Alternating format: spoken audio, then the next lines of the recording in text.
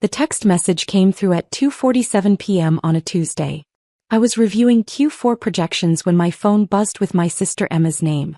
"Can't have you at Christmas this year, Alex. Sorry. Mark's parents are coming and they're all corporate executives. Your factory job would be awkward. You understand, right?" Before I could respond, Mom's message appeared in the family group chat. "Emma's right, sweetie. Maybe next year when you've moved up?" Face with tears of joy, face with tears of joy, face with tears of joy. 3 laughing emojis. That was Mom's signature move, cruelty wrapped in emoji humor. My brother David chimed in. "Honestly, Alex, it's probably for the best. Mark's dad runs a hedge fund. What would you even talk about? Assembly line quotas." I stared at my phone for a moment, then typed, "Understood." That single word carried 28 years of history. Growing up, I was the family disappointment waiting to happen. Emma was the golden child. Perfect grades, perfect internships, perfect trajectory into corporate marketing. David followed close behind with his finance degree and his entry-level position at a regional bank that he talked about like he'd founded Goldman Sachs. Then there was me.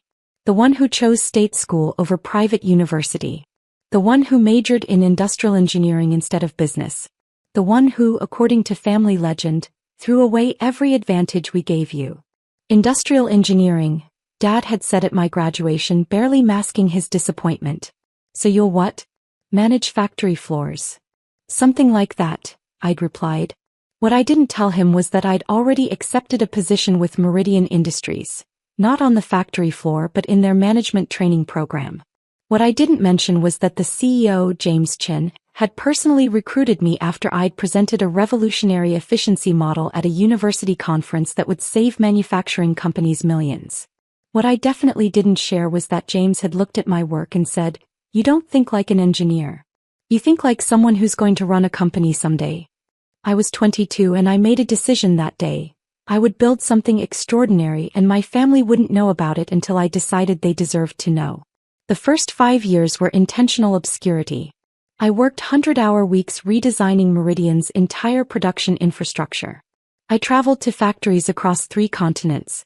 I learned everything: supply chain logistics, labor relations, materials science, automation integration, financial modeling.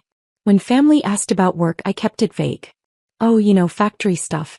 Process improvements. Pretty boring." Emma would wrinkle her nose. "God, I couldn't do it. All those machines and noise and working class people. Don't you feel like you're wasting your degree?" Sometimes, I'd lie while mentally calculating the $47 million in cost savings my latest efficiency model had just generated. By year 3, I was Director of Operations. By year 5, I was VP of Strategic Development. By year 7, James Chin called me into his office with an offer that would change everything. "I'm retiring in 18 months, he said. "The board wants you as CO. I was 29 years old. "There's a condition," James continued. "We're going public. The IPO will make this a $200 million company overnight. Maybe $300 million within 2 years.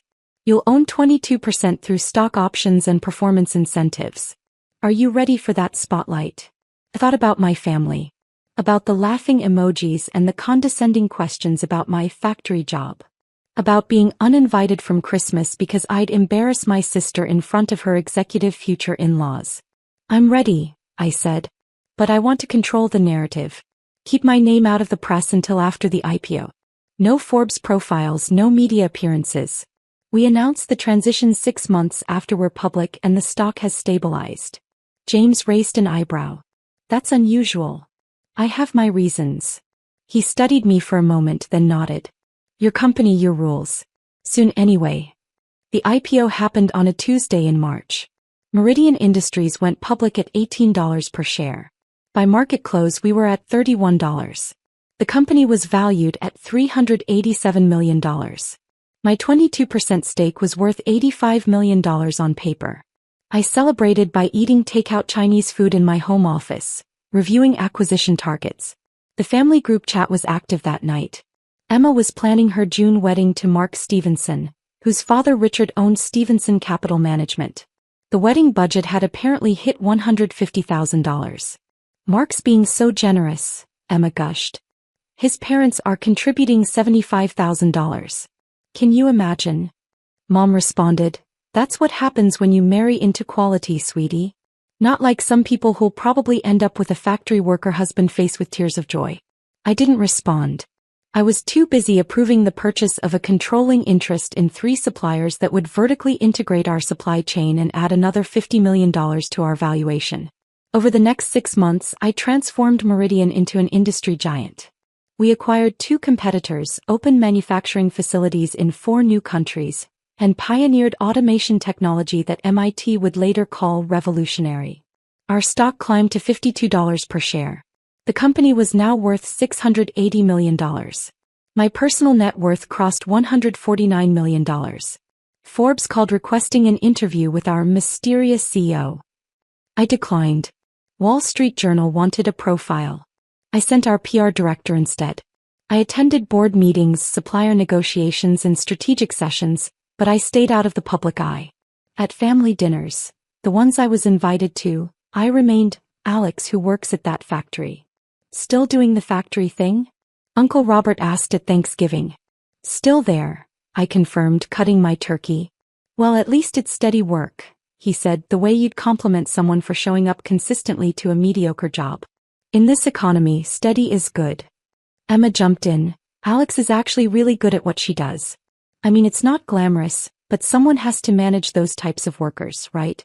She said it like she was defending me, completely unaware how condescending she sounded. Mark, her fiancé, sat beside her looking uncomfortable. He was a junior analyst at his father's firm, coasting on the family name. We'd been introduced 3 times and he'd never remembered meeting me before. What kind of factory? He asked politely.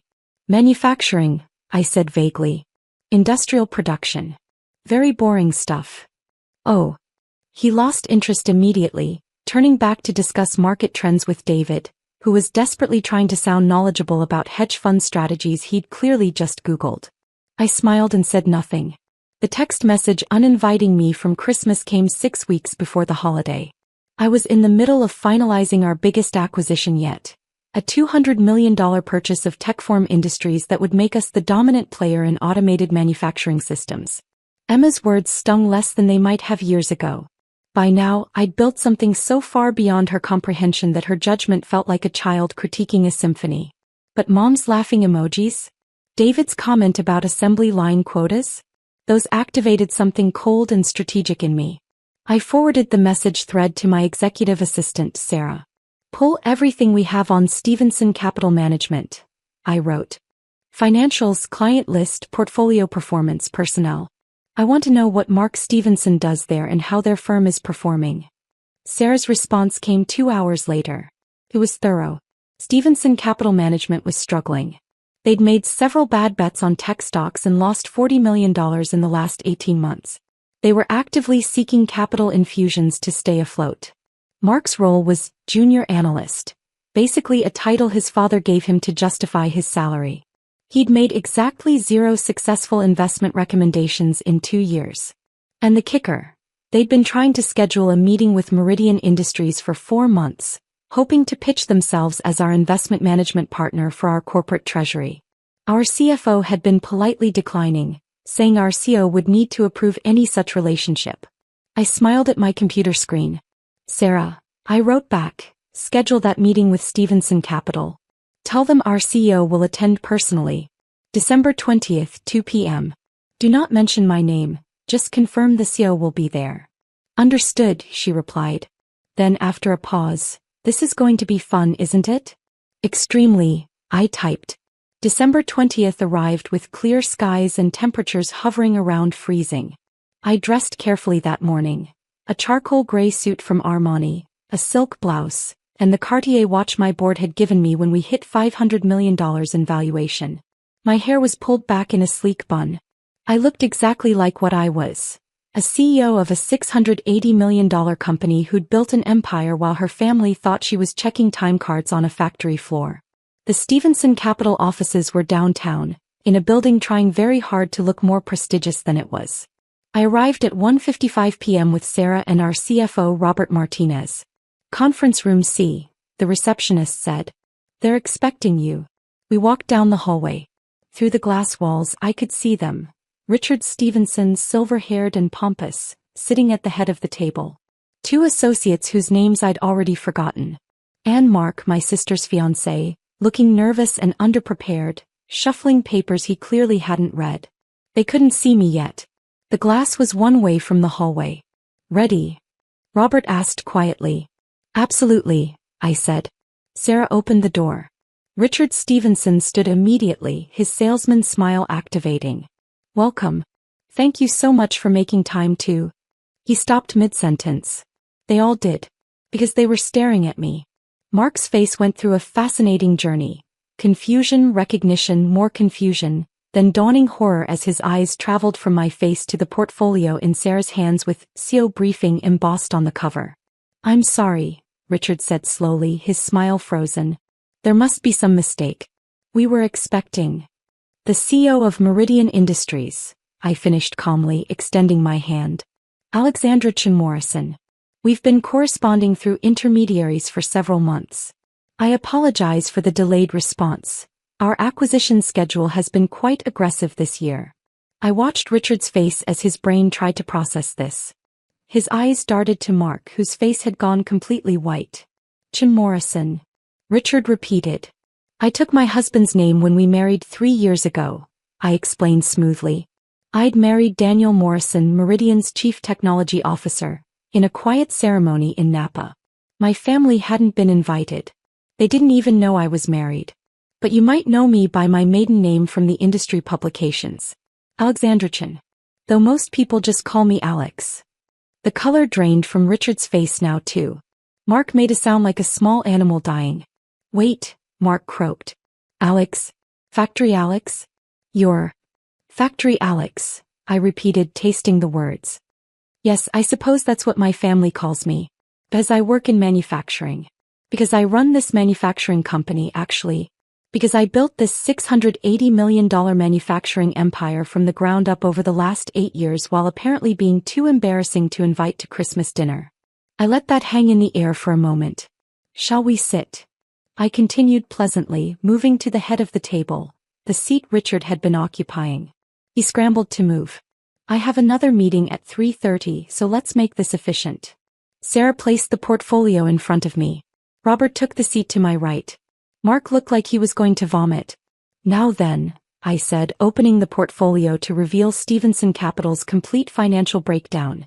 Information they definitely hadn't provided but which I'd acquired through perfectly legal channels. "You've been attempting to position yourselves as potential investment managers for Meridian's corporate treasury. Currently valued at approximately $340 million in liquid assets. Is that correct?" Richard found his voice. "Yes, we believe we could provide exceptional..." "Your firm has lost $43 million in the last 20 months, I interrupted, reading from the report. "Your flagship fund is down 34% when the S&P is up 22%. You've had client redemptions totaling $67 million this year alone. You're currently seeking capital infusions to maintain operational liquidity." I looked up.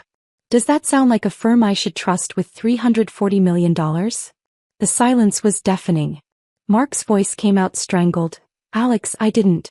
Emma said you worked on a factory floor. She said you were..." she said. "Embarrassing." I supplied helpfully. "Yes, I got that text. Your factory job would ruin everything." I believe those were her exact words. Followed by my mother's laughing emojis and my brother's comment about assembly line quotas. I pulled out my phone and with theatrical precision found the message thread and turned it toward Richard. "This is from 6 weeks ago. That's your future daughter-in-law, explaining why I couldn't attend Christmas dinner because my job would be too awkward around your executive family." Richard's face went from white to red. "Mark, what the hell?" "I didn't know." Mark shouted. "How was I supposed to know? He never said." "Emma said her sister worked in a factory. She made it sound like you were checking inventory or operating machines or something." "I do check inventory," I said mildly. "When I'm touring our 17 manufacturing facilities across 9 countries. And I understand machine operation intimately. I redesigned our entire automation system. That innovation alone saved us $89 million annually. It's also why MIT offered me an adjunct professorship, which I declined because running a company is rather time-consuming." I stood up, smoothing my suit. "Gentlemen, I think we're done here. Robert, please note in our files that Stevenson Capital Management is not an appropriate fit for our investment needs. Wait. Richard stood desperately. Miss Chin, Ms. Morrison, please, there's been a terrible misunderstanding. What my future daughter-in-law said, that was clearly not a misunderstanding, I corrected. It was exactly what she believed. What my entire family believes. That I'm somehow lesser because I chose manufacturing over marketing. That I'm an embarrassment because I built something real instead of pushing PowerPoints around a conference room. I turned to Mark, who looked like he wanted to disappear into the floor. You should probably call Emma. Tell her that her embarrassing factory worker sister just denied your father's firm a potential $340 million account. Tell her that the working class people I manage include 1,200 employees across 3 continents, 47 of whom have PhDs. Tell her that the boring factory stuff I do resulted in a company valuation that makes your father's entire firm look like a lemonade stand. Please, Mark whispered. The wedding is in 6 months. Emma will kill you, I suggested. Yes, probably. But that's not really my concern, is it? After all, I won't be at the wedding. I'm too embarrassing. I walked toward the door, then paused. Oh, and Mark, one more thing. That factory you all love to mock? The one where I supposedly waste my degree? We're announcing a major acquisition next week. Techform Industries' $200 million purchase price. It will push our valuation over $900 million. The Wall Street Journal is running a profile piece on me. They've been requesting it for 18 months and I finally agreed. Forbes is doing a feature on 30 under 30 CEOs who changed their industries. I'll be on the cover. I smiled. So in about 10 days, everyone in your father's professional circle, everyone Emma has been bragging to about marrying into an executive family, will know exactly who I am. They'll know that the Stevensons tried to land Meridian as a client. And they'll know that the CEO personally declined because your firm's performance was too risky. I let that sink in. How do you think that plays at country club brunches, Mark? His face answered for him. Merry Christmas, I said and walked out.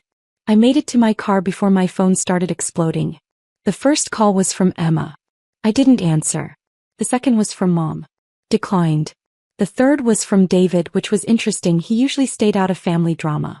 I let them all go to voicemail and drove back to the office. Sarah met me at the elevator with a grin. Mark Stevenson called 4 times. Your mother called twice. Your sister has called 7 times and sent 14 text messages. Your brother left a voicemail that was mostly just him saying, "What the hell?" repeatedly. Perfect, I said. Block their numbers from my office line. Personal phone too, actually. Already done, Sarah confirmed. Also, your husband called. He saw the Stevenson meeting on your calendar and wanted to know if he should prepare bail money. I laughed. Daniel understood exactly what today had been about. Tell him I'll be home for dinner. We're celebrating. By evening, the voicemails had reached epic proportions. Emma's first message. Alex, Mark just told me the craziest story. Call me back immediately. This is insane. You're a CEO? Since when? Why didn't you tell us? Emma's 5th message. Okay. I'm reading about your company online and Alex, I don't understand. Why would you hide this? Why would you let us think you were just... Call me back. Please. Emma's 10th message. Mark's dad is furious. He says you humiliated them. He says you deliberately deceived us. Alex, the wedding is in 6 months. Mark's family is talking about calling it off. How could you do this to me? There was... Not, I'm sorry I uninvited you from Christmas. Not, I'm sorry I was ashamed of you. Just, how could you do this to me? Mom's messages followed a similar pattern. Shock, confusion, then anger that I'd made them look foolish by hiding my success. David's voicemail was different. Alex, look, I'm reading about you right now. 9 countries? $680 million? What the? Why didn't you say something? We've been treating you like... Yeah, I get it now. I get why you didn't say something. Call me back. Please. I owe you an apology. At least David was capable of basic self-reflection. I didn't call any of them back. The next morning, my executive assistant forwarded me an email that had come through our corporate contact form. It was from Richard Stevenson. Ms. Morrison, I hope we can discuss yesterday's meeting more calmly. There have clearly been family miscommunications that affected everyone's perception. I would appreciate the opportunity to. I deleted it without finishing. An hour later, Emma showed up at Meridian's headquarters. Security called my office. Ms. Morrison, there's an Emma Chin in the lobby demanding to see you. She says she's your sister. She's quite insistent. Have security escort her out, I said calmly. Add her to the banned visitors list. Understood. 20 minutes later, my personal cell phone rang from a number I didn't recognize. Against my better judgment, I answered. Alex. Finally. They threw me out of your building. Emma's voice was shrill. Security. Your security threw me out. I'm your sister. You're a person who uninvited me from Christmas because my job was embarrassing, I corrected. That's not the same as being my sister. I didn't know. You didn't know because you never asked. You assumed. You looked at my life, decided it was beneath you and treated me accordingly. For 8 years, Emma. 8 years of condescending comments and pitying looks and being excluded from family events because I didn't fit your image. I'm sorry. I'm sorry. I was wrong. But Alex, you have to understand. Mark's family is furious. They're talking about calling off the wedding. His father says you made them look incompetent in front of their whole firm. You have to fix this. The audacity was breathtaking. I have to fix this? I repeated slowly. Emma, let me be crystal clear. I built a $680 million company while you and Mom and David mocked me at every family dinner. I revolutionized an entire industry while you sent laughing emojis about my factory job. I earned a spot on the Forbes 30 Under 30 list while you were too embarrassed to have me at Christmas. And now you want me to fix your relationship with your future in-laws because they're upset that I exposed their firm's poor performance. It wasn't like that. It was exactly like that. You know what the worst part is, Emma? I would have told you. If you'd ever, even once, asked about my work with genuine interest instead of condescension, I would have shared everything.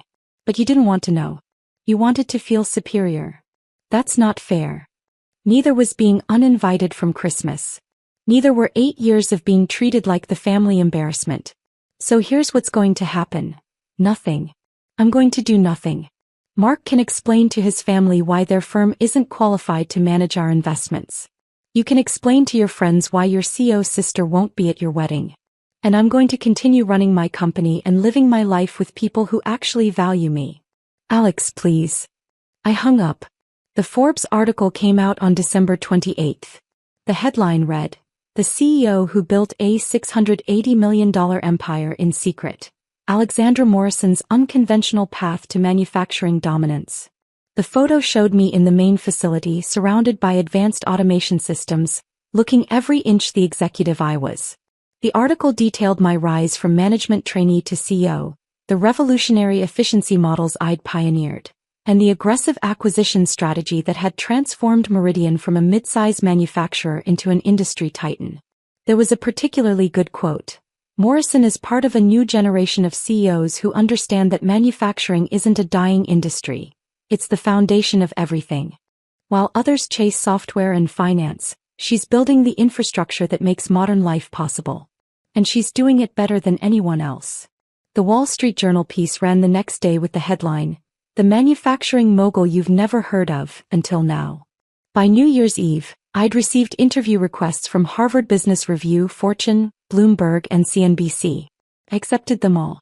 Emma's wedding happened in June. I wasn't there, obviously. I heard through cousins, who'd started reaching out to me with suddenly friendly messages after the Forbes article, that it was nice but tense. Apparently, Mark's family attended, but the Stevensons' social standing had taken a hit when word got out that they'd lost a potential $340 million client because the managing partner's son had insulted the CEO's family. Emma and Mark moved to a smaller apartment than they'd planned. The wedding gift money from Mark's parents was apparently less than expected. Mark's father had suggested he take some time to learn the business, which was corporate speak for, "You screwed up monumentally." Mom tried to arrange a family dinner in July to clear the air. I declined. David was the only one who actually earned his way back into my life. He showed up at my office 6 months after the Stevenson meeting, properly scheduled through my assistant, and spent an hour genuinely apologizing. Not excusing, not explaining, apologizing. I was a condescending jerk, he said simply. I was so busy trying to feel important because of my entry-level bank job that I completely missed the fact that you were actually important. Actually building something. I'm ashamed of how I treated you. It wasn't perfect, but it was real. I appreciate that, I said carefully. I don't expect forgiveness, he continued. I just wanted you to know I see it now. What you built. What we missed. And I'm sorry. We have coffee sometimes now. Slowly rebuilding something that might eventually resemble a sibling relationship. 2 years later, Meridian Industries crossed $1.2 billion in valuation. My personal net worth hit $264 million. We'd expanded into 14 countries and employed over 3,000 people. MIT invited me to deliver the commencement address. The White House asked me to join an advisory committee on American manufacturing. I bought a house in Napa Valley with a view of the mountains. Daniel and I hosted dinner parties for friends from the industry, people who'd earned their seats at my table through respect and capability, not blood relation. Last Christmas, I spent the holiday in Aspen with Daniel, our CFO Robert and his family, and Sarah and her wife. We skied, drank excellent wine, and talked about the $400 million acquisition we were planning for the new year. My phone buzzed on Christmas morning. A message from Emma. Merry Christmas. I know I don't deserve a response. But I want you to know I think about that text every day. I was wrong. About everything. I hope you're having a wonderful holiday. I stared at the message for a long moment, then replied, Merry Christmas, Emma. It wasn't reconciliation. But it was acknowledgement that maybe someday there might be a path forward. Or maybe not. Either way, I'd be fine. Because I'd learned something during those 8 years of building an empire in secret. Family is about who shows up for you, who values you, who sees your worth even when you're still climbing. It's not about who shares your DNA. It's about who shares your table when you get to the top. And my table, metaphorical and literal, was full of people who'd earned their seats. Emma hadn't earned hers yet. Maybe she never would. But that was her loss, not mine. I put down my phone, looked out at the snow-covered mountains and smiled. Somewhere in another state, Mark was probably explaining to his parents why another investment opportunity had fallen through. Somewhere, Emma was probably wishing she could introduce her CEO sister to her friends. Somewhere, Mom was probably telling people about her successful daughter, while conveniently forgetting the laughing emojis. But here in this moment, in this house I'd bought with money I'd earned building something extraordinary, I was exactly where I belonged. With people who'd never once thought my job was embarrassing. With people who understood that the best revenge isn't cruelty. It's success so complete that their opinion of you becomes irrelevant. And I'd achieved that years ago, on that December day when Mark walked into my office and saw the CEO nameplate on my desk. His screaming had been satisfying. But this life I'd built, this empire I'd created, this table full of people who actually valued me, this was victory.